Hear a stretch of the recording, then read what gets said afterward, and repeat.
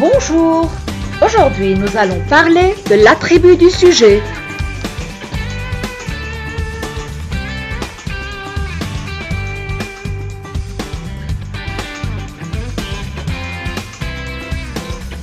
Il s'agit d'une passionnante leçon de grammaire.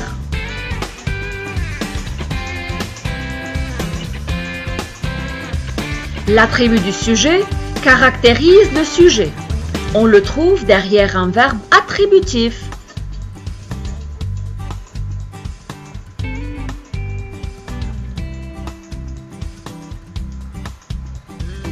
Les verbes attributifs sont ceux que l'on peut remplacer par le signe égal. Les verbes attributifs sont être, paraître, sembler, devenir, rester, demeurer, passer pour, avoir l'air, etc. Par exemple, je mange une pomme. On ne peut pas mettre un égal à la place du verbe. On ne parle pas de la même chose. Le verbe manger n'est donc pas un verbe attributif.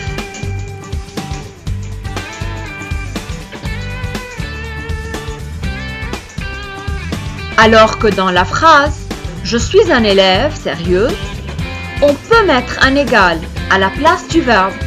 Le verbe être est donc un verbe attributif ou un verbe d'état.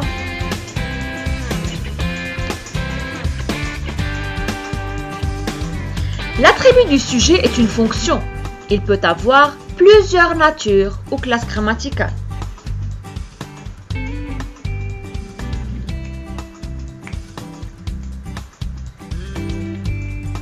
Voici les différentes natures possibles de l'attribut du sujet. Vous êtes prêts?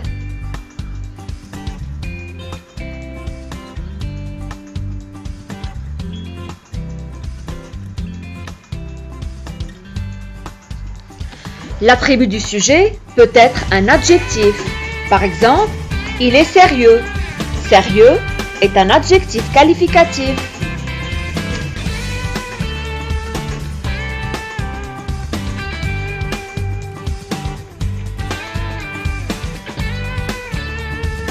L'attribut du sujet peut être aussi un nom ou un groupe nominal.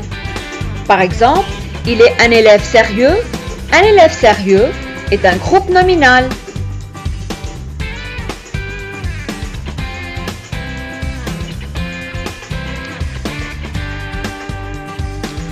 L'attribut du sujet peut être un pronom. Exemple, ce livre est le mien. Le mien est un pronom possessif.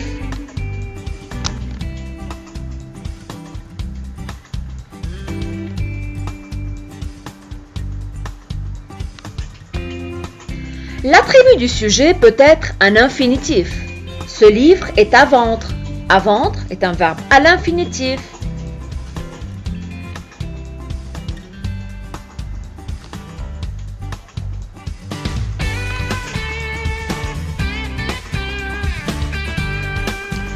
L'attribut du sujet peut être aussi une proposition subordonnée conjonctive. Par exemple, le mieux est que tu viennes tôt.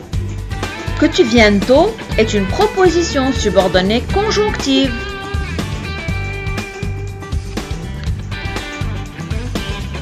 Attention, COD du verbe être n'existe pas.